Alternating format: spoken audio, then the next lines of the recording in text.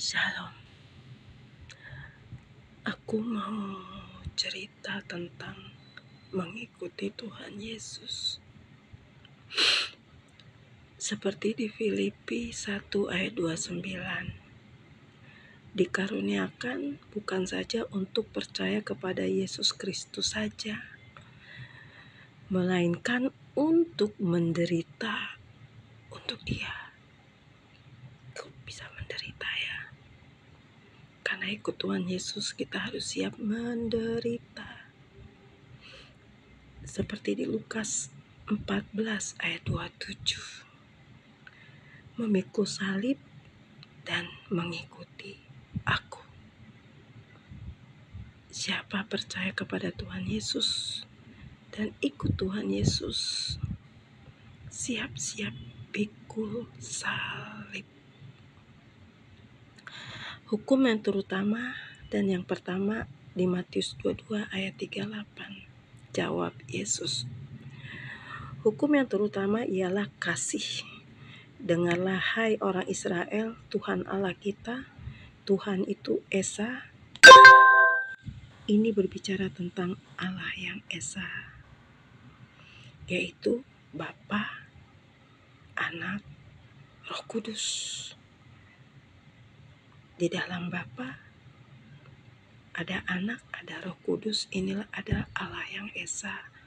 Ini berbicara tentang Tritunggal, Allah yang Esa. Di Matius 22 ayat 37, Ulangan 6 ayat 5, Markus 12 ayat 30.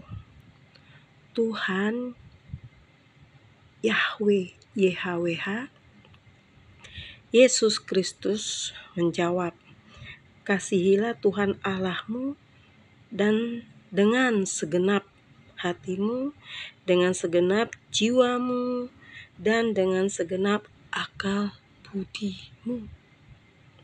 Di Lukas 10 ayat 27, kasihlah Tuhan Allahmu dengan segenap hatimu dan jiwamu dan kekuatanmu dan akal budimu, dan kasihilah sesamamu manusia seperti dirimu sendiri. Ikut Tuhan Yesus itu harus mengasihi sesama manusia seperti diri kita sendiri. 1 Petrus 2 ayat 17. Hormatilah semua orang. Kasihilah saudara-saudaramu. Takutlah akan Allah.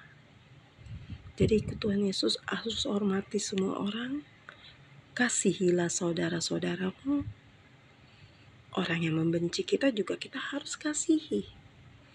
Takutlah akan Allah.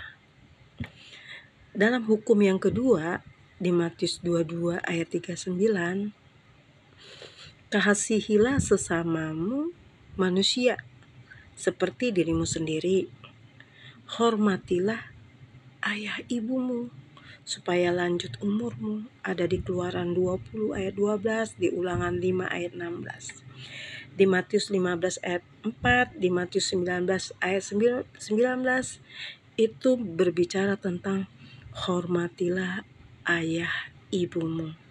Ada di Efesus 6 juga ayat 2. Ya. Ikut Tuhan Yesus juga harus siap dibenci, dibully, dihina. Matius 10 ayat 22, Markus 13 ayat 13, Lukas 21 ayat 17. Dan kamu akan dibenci semua orang oleh karena namaku, yaitu nama Tuhan Yesus. Bertahanlah sampai kesudahannya, akan selamat. Jadi kalau ikut Tuhan Yesus, siap dibenci, siap dibully, siap ditolak, siap mengalami penderitaan, yaitu pikul salib. Tetapi Tuhan Yesus berjanji, andaikan kamu semuanya bisa dijalankan sampai kesudahannya, sampai kita mati, ya, Tuhan bilang akan selamat. Selamat itu apa?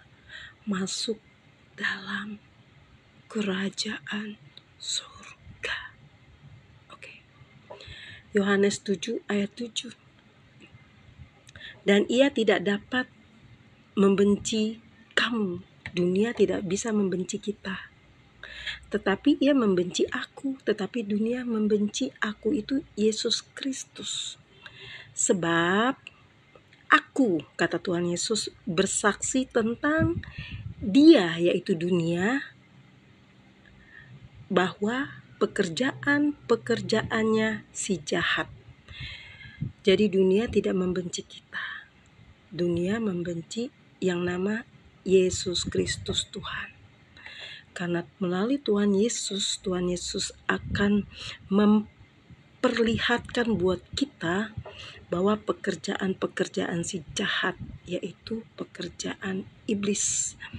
Makanya si iblis paling takut dan paling gentar kalau mendengar nama Yesus Kristus. Dia tidak suka.